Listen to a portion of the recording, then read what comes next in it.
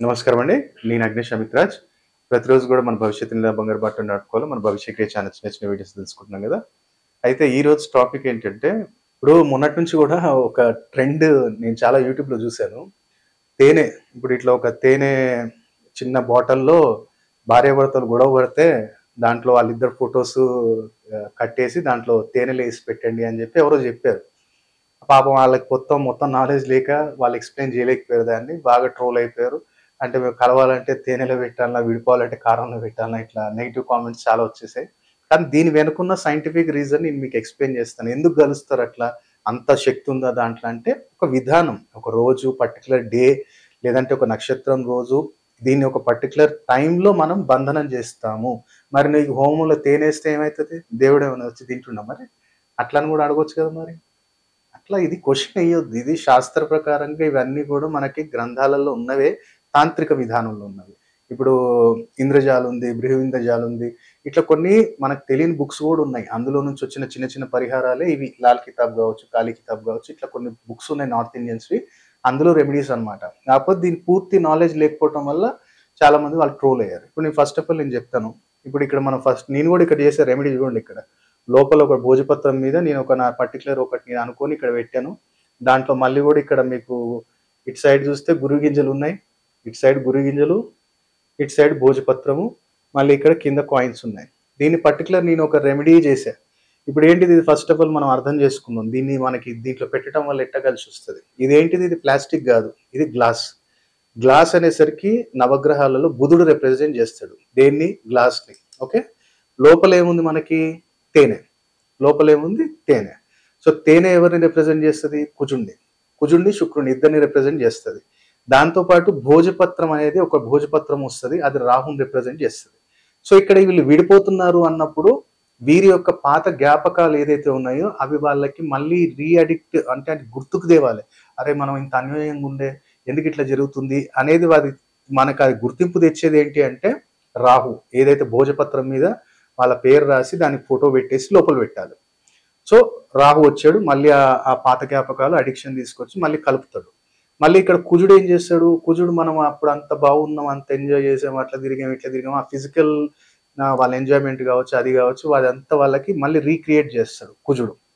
మళ్ళీ దీంట్లో శుక్రుడు వచ్చాడు. శుక్రుడు ఏంటిది? ప్రేమ ఆప్యాయతను మళ్ళీ వాళ్ళని బాండింగ్ చేస్తాడు. అరే! ఎందుకు కొట్లాడుతున్నాం మనం? ఎవరు చెప్పిన మాటకు మనం ఎందుకు ఇట్లా చేస్తున్నాము? అన్న ఒక ఆలోచన స్టార్ట్ అవుతది.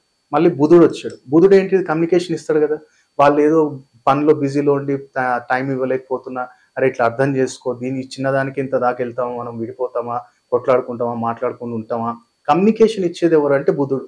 కాబట్టి చిన్న గాజు బాటిల్‌లో ఫోటో పెట్టటం గాని, ఇంకా పరిహారాలు చేయటం గాని సైంటిఫిక్ రీజన్‌గా తెలిసినోళ్ళైతే ఇప్పుడు నేను చెప్పినట్టు మీకు ఎక్స్‌ప్లెయిన్ చేయొచ్చు. తెలియలేనోళ్ళేంటంటే పాపం అట్లా వీళ్ళకి మొత్తం పరిహారం తెలియక అట్లా చాలా మంది ట్రోల్ అయ్యారు. కాబట్టి ఇదొక సైంటిఫిక్ తాంత్రిక విధాన పరిహారము. ఇది 100% వర్క్ చేస్తుంది.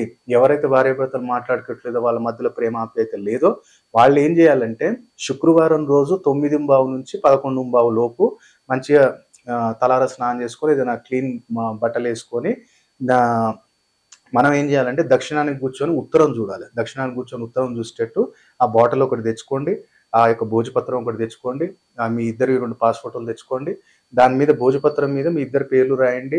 మంచిగా అన్యోన్యత ఉండాలా ఏముందో రాయండి.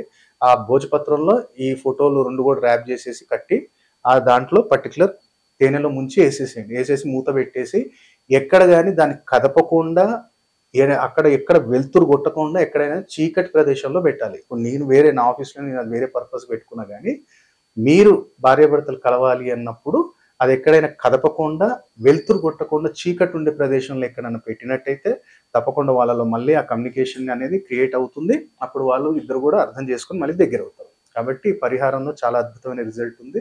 కానీ పర్టిక్యులర్ ఈ టైంలో చేయాలి. ఈ ప్రాసెస్‌లో చేసినట్టయితే రిజల్ట్ ఉంటుంది. సో, నమస్కారం అండి. నేను అగ్నేష్ అమిత్రాజ్. సో, చాలామంది ఏంటంటే 2025లో గాని అదృష్టవంతులుగా మారాలి అనుకుంటే, మీకొకటే నేను చెప్పేదేంటంటే, ఒక తాంత్రిక వస్తువులు కలికాలంలో ఏంటంటే, కలియుగానికి అధిపతి ఎవరంటే రాహు. రాహు ఏంటిది? మంత్రం, తంత్రంతోటే మనం ఆయనను వశం చేసుకోగలుగుతాం తప్ప, పూజలు అది గూడా జేయాలి గానీ, సో, తాంత్రిక విధానంలో తొందరగా ఆయన అనుగ్రహం అనేది పొందొచ్చు.